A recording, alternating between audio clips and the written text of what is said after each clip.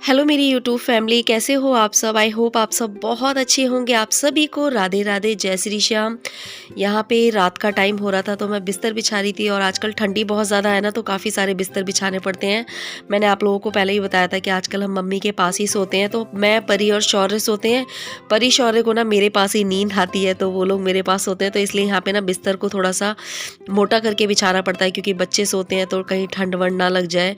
और मेरे को देख सकते हैं आप, मेरे को खुद को ही ठंड लग गई थी अभी।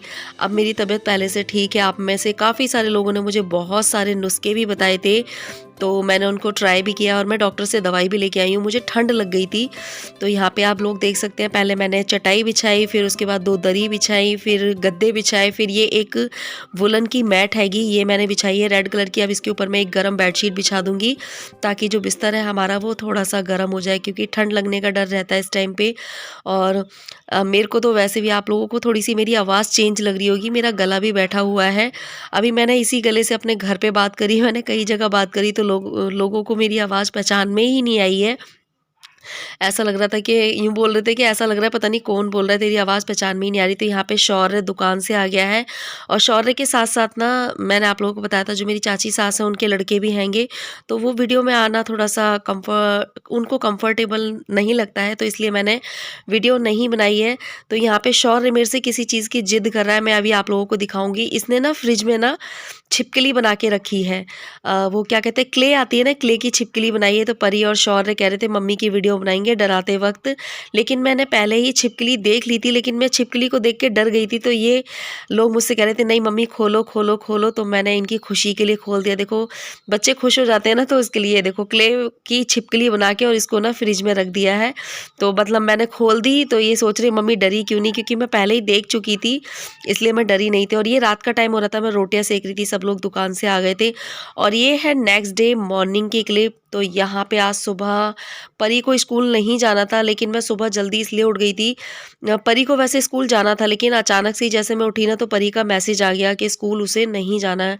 परी की भी छुट्टियां पड़ गई हैं, ठंड बहुत ज़्यादा हो रही है ना, तो इसलिए छुट्टियां पड़ गई। लेकिन मैंने कहा जब मैं उठ गई हूँ, तो उठने के बाद सबसे पहले मैंने पूरे घर में झाड़ू वगैरह लगाई, फिर बाहर सड़क पे पानी वगैरह डाला और फ्रेश हुई, कोलगेट किया। उसके बाद मैंने यहाँ पे रख दी है मैक्रोनी उबलने के लिए। काफ़ी टाइम से मैक्रोनी नहीं बनी और रखी हुई थी मैक्रोनी, तो मैंने कहा लाओ चलो आज नाश्ते में बच्चों के लिए मैक्रोनी बना देते हैं। पापा के जाने से ना घर बहुत ज़्यादा सूना-सूना हो गया है, काम का पता ही नहीं चलता है कि काम है भी या नहीं है घर में। मतलब बहुत खाली-खाली सा घर हो गया है। कहते हैं ना जाने वाला चला जाता है, लेकिन पीछे से ना बहुत सारी यादें आती हैं, और वो यादें ना बहुत बार ना बहुत दुःख देती हैं। लेकिन कहते हैं ना, यादों को याद करके ना रो सबके सामने तो दूसरे को दुखी करना होता है। और मैंने कई बार देखा है कि मम्मी चुपके से जाके कमरे में जाके रोती हैं, उनकी आँखें सूजी-सूजी सी होती हैं। मैंने उनको बोला अभी कि रोने से क्या होगा, अगर अगर रोने से कोई वापस आ जाता है, तो शायद लोग है ना किराए पे लोग लेके रोने लगे, लेकिन कोई वापसी नहीं आता। चाहे आप कितना भी रो, गया हुआ इंसान कभी भी वापसी नहीं आता है। तो मैं उनको कल समझा रही थी कि मत रोया करो, रोने से पापा वापसी नहीं आएँगे, अगर रोएँगे तो उनको और ज़्यादा दुःख होगा। और बस भगवान से ये प्रे करनी चाहिए कि उन्हें जहाँ भी जन्म मिले ना, अच्छा जन्म मिले। बस हम तो यही चाहते हैं कि उन्हें जहाँ भी जन्म मिले, एक अच्छा जन्म मिले, और भगवान उनको सारी खुशियाँ दे, क्योंकि इस लाइफ में उन्होंने बहुत सारे कष्ट झेले हैं भई।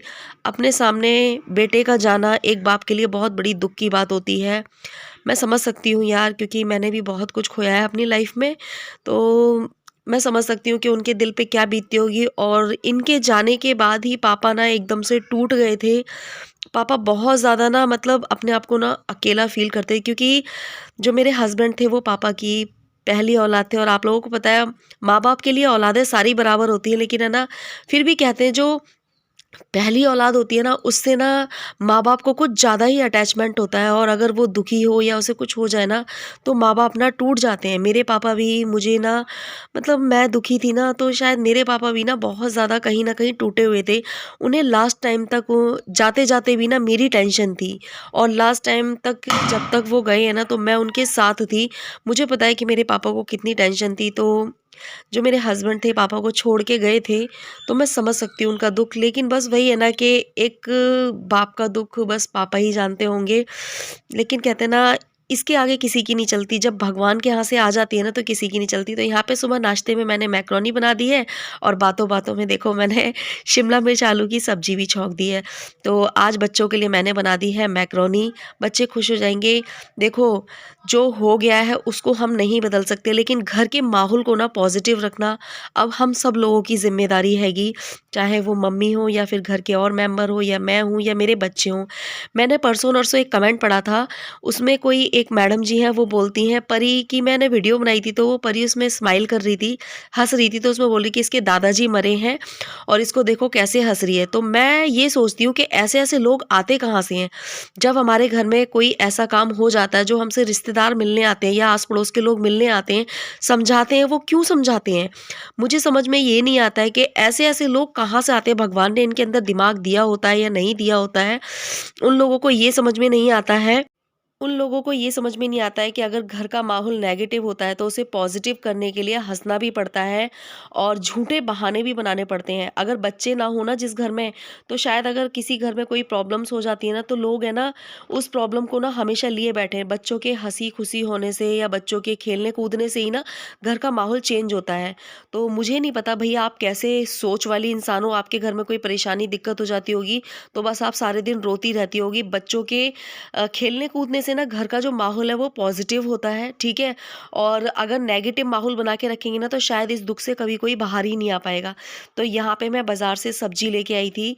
मम्मी आजकल ना ही बाज़ार वग़ैरह कहीं नहीं जा रही है, तो यहाँ पे मैं बाज़ार से सब्ज़ी वग़ैरह लेके आई थी। और आप लोगों को ना मेरी आवाज़ थोड़ी चेंज लग रही होगी, मेरी आवाज़ है ना बैठ गई है ठंड की वज़ह से। तो कुछ सब्जियाँ लेके आई थी, तो मैंने कहा लाओ पालक है ना, वो सॉरी बथुआ साफ़ कर देती हूँ। और बथुआ मैं इसलिए लेके आ गई थी क्योंकि सब कोई जुकाम हो रहा था, मेरे को तो ठंडी लगी हुई थी। तो बथुआ गर्म होता है, तो बथुए को मैंने साफ़ कर दिया और अभी मैं इस बथुए को रात में ही ना धो के भी रख दूँगी, ताकि मतलब सुबह ना पराठे-वराठे बन जाएँ। तो यहाँ पे मैंने बथुए को साफ़ कर दिया और उसके बाद ये आलू लेके आई थी मैं, तो आलूओं को मैंने पानी में भिगो के रख दिया था।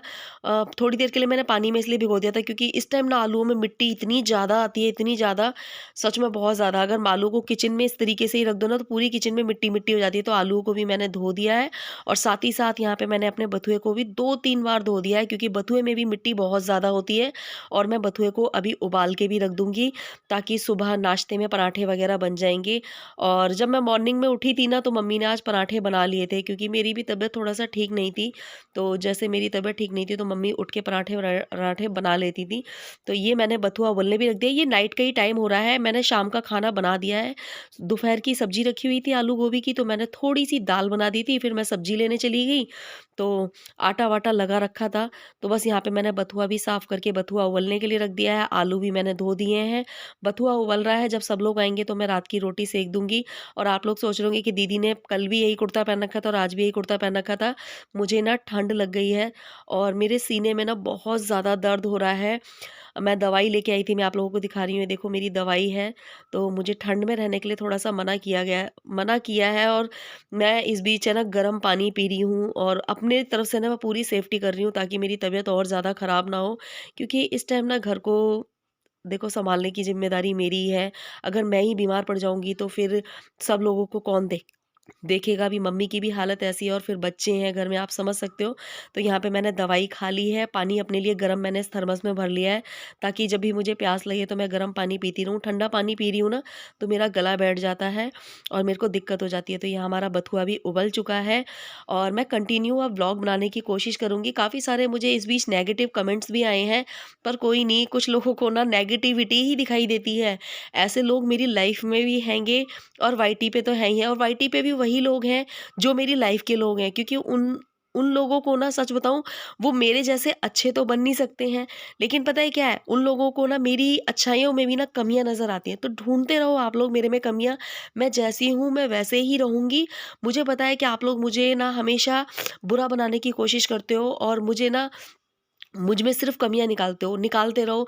भगवान एक दिन आप में इतनी सारी कमियाँ निकालेगा ना कि आप मेरे में कमियाँ निकालना भूल जाओगे। और यहाँ पे मैंने बथुए को उबाल के पीस के रख दिया है ताकि सुबह के लिए आराम हो जाए, क्योंकि सुबह इतनी ठंड होती है तो जल्दी उठने में दिक्कत हो जाती है। फिर सुबह झाड़ू-वाड़ू लगाओ, पानी-वानी डालो, ऊपर से नीचे तक झाड़ू लगाना होता है। ये है जैसे कि अगर मैं नहीं उठ पाती, अभी 2 दिन मेरी तबीयत ज़्यादा ख़राब हो गई थी, मैंने व्लॉग भी नहीं डाले हैं, तो मम्मी ने उठ के काम कर लिया था।